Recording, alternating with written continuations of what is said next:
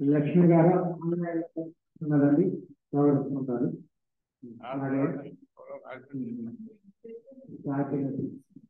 గోపాలకృష్ణ గారు రాజవేడి వేదిక నరకని చూస్తున్నారు.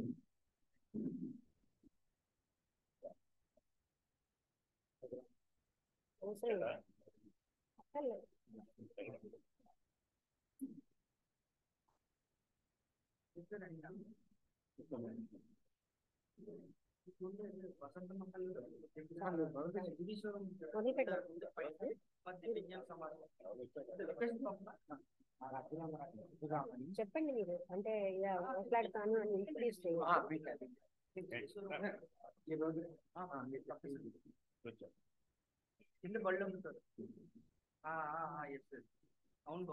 సోదరి ఉన్నారా? ఈరోజు మన కార్యక్రమం ముఖ్యమైనది.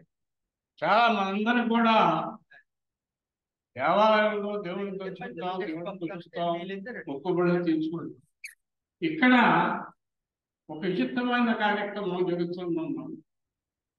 సమాజంలో పుట్టేది కారణం మెయిన్ మన అన్నం పెట్టి మనం పెట్టినటువంటి మాతృశ్రీ శ్రీ అలిమిషెండం వారి జన్మదినోత్సవం వేడుకలు మనం చేసుకున్నాం. ఈ రోజున మన అదృష్టం ఏంటంటే మనం అందరం ఎక్కువ శిశువులు ఉంటాం.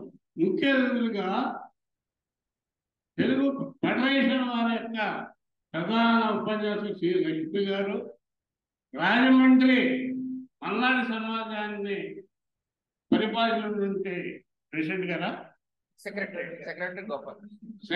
గారు గోపాల్ గారు ఇచ్చేసి ఉన్నారు. వారిని మన సమస్యలకు గౌరవించాలి. కాబట్టి నేను ముఖ్యంగా మన ఉపన్యాసాలు తగ్గించి శ్రీ లక్ష్మి గారిని తమ యొక్క ఉపన్యాసాలు కోరుచున్నాను. నాకు ఎంత సమయం కేటాయించారు? హాఫ్ అన్ అవర్ చాలండి. హాఫ్ అన్ అవర్ తీసుకోండి. హాఫ్ అన్ అవర్ సరిపోతుందా? ఎంతంటే అంతే. అరగంట నిమిషం ఇష్టం. 45 చేయొచ్చు, 60 చేయొచ్చు. మేము ఇలాగ ఎప్పుడు లేట్ అవ్వలేదు. ఏం పర్వాలేదు. కానీ ఎవరు లేరు, మీ ఇద్దరే. నేను తగ్గించాం మీకే. చెప్పండి. సభా సరస్వతికి నా నమస్కారం. మేము చాలా చాలా చాలా చింతిస్తున్నాం. అంటే ఇంత లేట్ అయ్యడం అనేది ఫస్ట్ టైం జీవితంలో, ఎప్పుడు అవ్వలేదు. ఎందుకంటే చూస్తే 45 minutes లేట్. చాలా అసలు దివ్యజ్ఞాన సమాజంలో ఉన్న పాయింట్ ఏంటంటే నిమిషంతో సెకండ్లతో మొదలెడతాం. అలాంటిది ఈరోజు ఇంత లేట్ అయింది. అందుకని మీరు మీ యొక్క ఎంతో సహనంగా అందరూ వెయిట్ చేసినందుకు నేను చాలా సంతోషిస్తున్నాను. చాలా బాధపడుతున్నాం ఇంత లేట్ అయినందుకు. ఏదో 5 నిమిషాలు కూడా కాదు. అయితేనండి ఈరోజు అనిబిసెంట్ యొక్క వారోత్సవాల సందర్భంగా ఆ ఎక్స్టెన్షన్లోనే ఇవాళ ఏలూరు దివ్యజ్ఞాన సమాజానికి వచ్చి ఇక్కడ మాట్లాడడం అనేది జరుగుతోంది. అయితే అనిబిసెంట్ కోసం, దివ్యజ్ఞాన సమాజం కోసం మనం ప్రస్తావించుకున్నాక మనం అన్న టాపిక్ కూడా కొంచెం నేను మాట్లాడతాను. అందులో అది వస్తుందన్నమాట. అంటే మనస్సు అంటే పాత్ర మన జీవితంలో అన్నది. దివ్యజ్ఞాన సమాజాన్ని మహర్షులు బ్యాక్గ్రౌండ్లో ఉండి స్థాపించిన సంస్థ. అంటే మహర్షుల సంకల్పం. మహర్షులు అంటే ఎవరండి? వాళ్ళు మోక్షాన్ని పొంది నిర్వాణ స్థితిని పొందకుండా మానవాళి కోసం జన్మనెత్తి, మానవాళి ఇంత దుఃఖంలో ఉన్నారే, వీళ్ళ దుఃఖాలు తీర్చాలని జన్మనెత్తినటువంటి పరిపూర్ణతను సాధించినటువంటి మానవులే మహర్షులు. అంటే వాళ్ళని మానవులు అనడానికి కూడా లేదు, అంత స్థితికి వెళ్ళారనమాట. కేవలంగా సంపూర్ణ త్యాగంతో, అంటే నిర్వాణాన్ని కూడా వదిలిపెట్టి మానవాళి కోసం జన్మనెత్తినటువంటి వాళ్ళని మనం మాస్టర్స్ అని, యాడప్ట్స్ అని, పరమ గురువులని, మహర్షులని, సిద్ధమండల యోగులు, ఇలా రకరకాలుగా పేర్లతో పిలుస్తామండి. వారు సంకల్పంతో ఈ దివ్యజ్ఞాన సమాజం స్థాపించబడింది.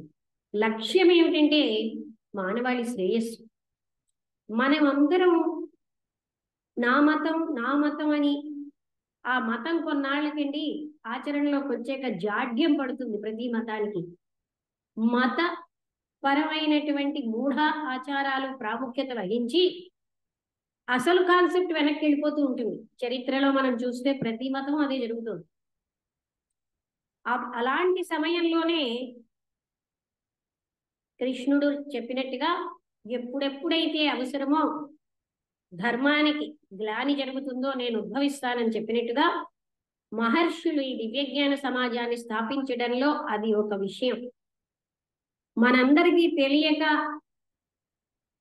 దివ్యజ్ఞాన సమాజ ఔన్నత్యాన్ని అర్థం చేసుకోలేక మనం ఏమిటండి ఇక్కడ ఏ యాక్టివిటీస్ ఉండవా, ఏదో ఒక యాక్టివిటీ పెట్టాలండి అని అనుకుంటాం. ఏ యాక్టివిటీ వల్ల ఆత్మతత్వాన్ని మనం పొందలేం. మనం ఉట్టినే ఉండలేక ఏదో యాక్టివిటీ చేస్తూ ఉంటాం. ఎందుకంటే మన మనస్సుకి నిశ్చలత అలవాటు ఉంటుంది కనుక. కానీ త్రిపుర రహస్యంలో దత్తాత్రేయులు వారు పరశురాముడికి చెప్తారు, ఏ శాస్త్రం చదివినా ఏ రకమైన యాక్టివిటీ తోటి ఆత్మజ్ఞానాన్ని పొందలేం. కనీసం ధ్యానంతో కూడా పొందలేం, పూజలతో అసలు పొందలేం. మరి అలాంటప్పుడు ఎన్ని సహస్రాలు చదివినా ఎన్ని పూజలు చేసినా మన ఆత్మజ్ఞానానికి వెళ్ళలేమన్న విషయం తెలుసుకోవాలి. జీవితం యొక్క పరమ లక్ష్యం ఏమిటంటే మనం ఎవరో మనం తెలుసుకోవడానికి అదే మన లక్ష్యం. అయితే జ్ఞానం ఉండి శాస్త్ర జ్ఞానం తెలిసిన ఎవరు కూడా మీరు ఇలా పూజల్లో టైం వేస్ట్ చేయమని చెప్పరు. నేనెవరిని తెలుసుకోవడానికి చెప్పినటువంటి రమణ మహర్షి కూడా నేనెవరు, అడిగింది ఎవరో మీరు ఒకసారి ప్రశ్నించుకోండి అని అనేవారు. అలాంటి ఉత్తమమైనటువంటి దివ్యజ్ఞాన సమాజం, మతంలో ఉన్న మౌఢ్యాలన్నీ తీసేస్తేనే దివ్యజ్ఞానం అని చెప్పొచ్చు. మతము ప్లస్ మౌఢ్యము ఈజ్ ఈక్వల్ టు దివ్యజ్ఞానం. అంటే ఏ మతంతో సంబంధం లేని జీవన విధానమే దివ్యజ్ఞానం. ఒక టైంలో దివ్యజ్ఞాన సమాజంలో మెంబర్ అవ్వాలంటే చాలా గర్వకారణంగా ఫీల్ అయ్యేవారు. గొప్ప గొప్ప మహాత్ములు, సైంటిస్టులు, విద్యావేత్తలు ఇందులో మెంబర్స్ అన్నమాట. అటువంటి దివ్యజ్ఞాన సమాజం మనం ఎన్నో జన్మల యొక్క పుణ్యఫలంతో మనందరం కూడా మహాత్ముల అండర్లోకి రాగలిగాం. మనం అనుకుంటాం ఏదో కార్యకారణి, మనం అనుకున్నవే ముఖ్యం అనుకుంటాం, కానీ మనం యథాలాపంగా రాలేదండి. ఎన్నో జన్మల నుంచి మహాత్ములతో కనెక్షన్ ఉన్న వాళ్ళే ఇక్కడికి వస్తూ ఉంటారు, లాగబడుతూ ఉంటారు. అది మనకి తెలియక మనం ఏదో మన ప్రయత్నంతో వచ్చేస్తే మనం అలా అనుకుంటాం అన్నమాట. అలాంటి దివ్యజ్ఞాన సమాజంలో మనందరం అంత ఆసక్తి అన్నది లేకుండా ఎవరు కూడా ఇక్కడ ఉండలేరు. అంటే సత్య తపన, గురుసేవా పరత్వము, నిస్వార్థ సేవా పరత్వము అవి ఉండబట్టే మేడం బ్లవేట్స్కీని, కల్నల్ ఆల్కాట్ గారిని పనిముట్లుగా ఎంచుకుంటారు మహాత్ములు. దివ్యజ్ఞాన స్థాపనకి పనిముట్లుగా వాడుకున్నారనమాట. అయితే ఒక దగ్గర మహాత్ములు అడుగుతారు, దివ్యజ్ఞాన సమాజ స్థాపనలో మాకు సహాయం చేస్తావా అని ఆల్కాట్ గారిని. అంటే మహాత్ముల సంకల్పంతో ఇది ఏర్పడింది. చూడండి, ఎక్కడా కూడా జ్ఞానం తన కోసం తత్వం తెలుసుకోవడానికి వచ్చిన వాళ్ళు చాలా తక్కువ మందే ఉంటారు. ఎందుకంటే మానవులకు ఎక్కువగా ఇంద్రియ సంబంధించిన పనుల్లో ఉన్న ఉత్సాహం మనస్సుని అంతర్ముఖం చేసుకోవడంలో ఉండదు. నువ్వు శాంతి సంపాదించాలంటే 1,00,000 రూపాయలు వ్యయం చేసి ఒక హోమం చెయ్యంటే మనిషి సులువుగా చేస్తాడు. నువ్వు లోపలికి వెళ్ళు, నీ లోపలికి నువ్వు చూసుకో, మనస్సు నిశ్చలం చేసి లోపల చూసుకో అంటే అది మనుషుడికి చాలా కష్టంగా ఉంటుంది. లేదు లేదు ఒక 2,000 కిలోమీటర్ల దూరం వెళ్ళి అల్లక్కడ నీకు పుణ్యం వస్తుందంటే మనుషులు పరిగెడుతున్నారు.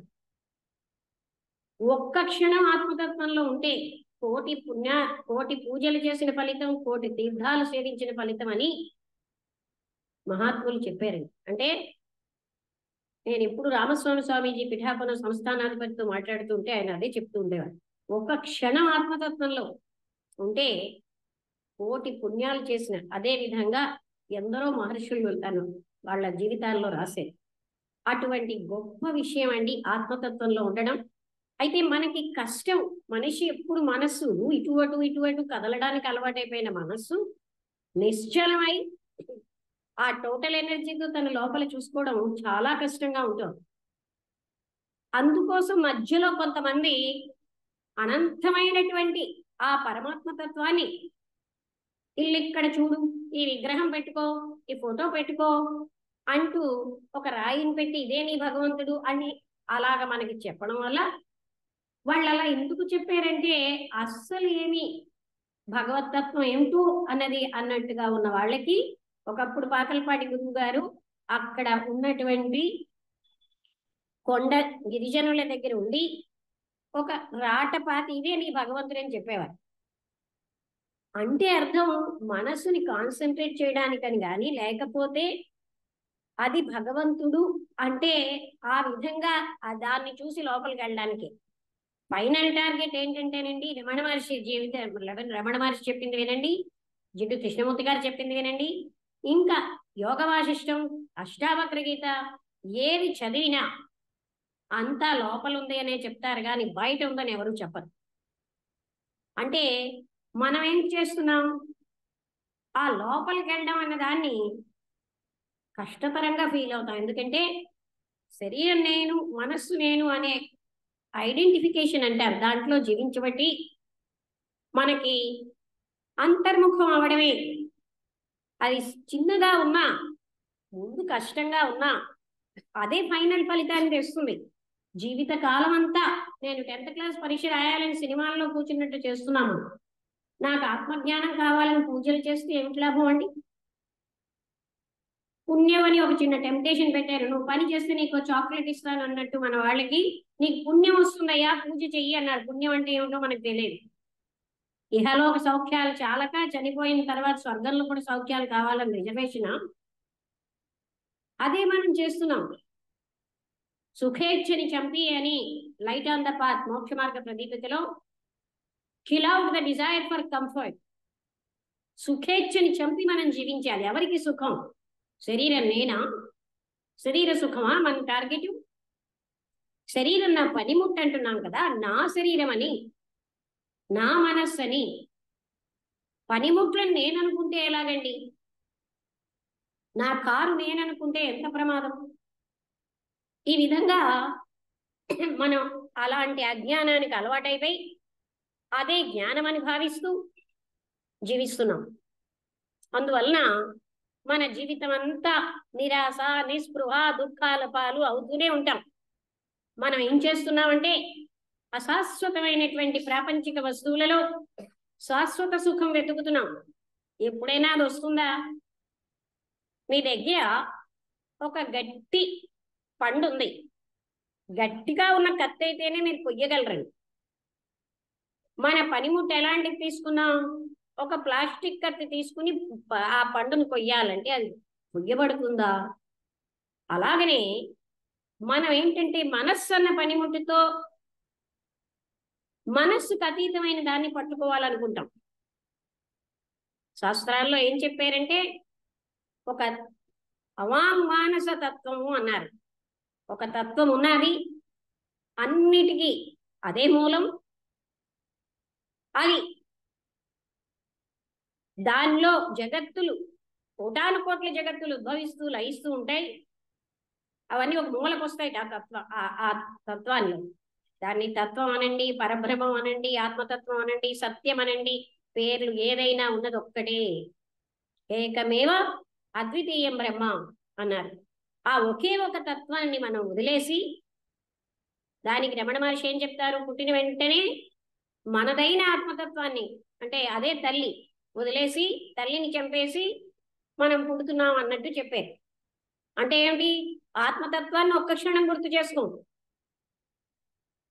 అందువలన అలాంటి పరిస్థితుల్లో ఉన్న మానవాళికి వాళ్ళ దుఃఖానికి కారణం ఏమిటో తెలియకుండా బాధల్లో ఉన్న మానవాళి కోసం మహాత్ములు జన్మ తీసుకుని దివ్య జ్ఞాన సమాజం అన్నది స్థాపిస్తే తర్వాత తరం వాళ్ళకు కూడా ఉపయోగపడాలి కదా అని స్థాపించడం జరిగిందండి. ఇది సామాన్యమైనటువంటి విధానంతో మామూలుగా చిన్న విషయం కాదండి. ఎందుకనే మహావిద్యావేత్తలు, తత్వశాస్త్రజ్ఞులు అందరూ కూడా దివ్య జ్ఞానానికి ఆకర్షితులయ్యారు. ఈ మధ్య యుగం వాళ్ళు ఎవరో వచ్చి అసలైనటువంటి సనాతన ధర్మమే దివ్య జ్ఞానం అని బ్లవెట్స్కి చెప్తారు. సనాతన ధర్మంలో ఉపనిషత్తుల్లో కానీ భగవద్గీతలో కానీ నువ్వు పూజలు చెయ్యని ఎక్కడా లేదు.